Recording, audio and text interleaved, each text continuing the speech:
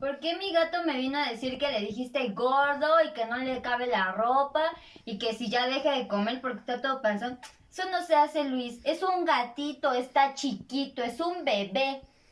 No, métete con alguien de tu tamaño, grosero. Vamos, Chuy. Ya no le hables, Chuy.